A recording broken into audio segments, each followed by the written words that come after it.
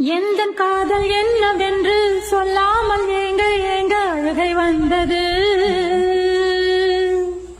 எந்தன் சோகம் உன்னை தாக்கும் என்றெண்ணும் போது வந்த அழுகை நின்றது.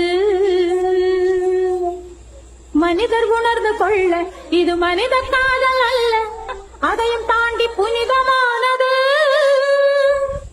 எந்தன் காதல் என்னவென்று சொல்லாமல் ஏங்க ஏங்க அழுகை வந்தது.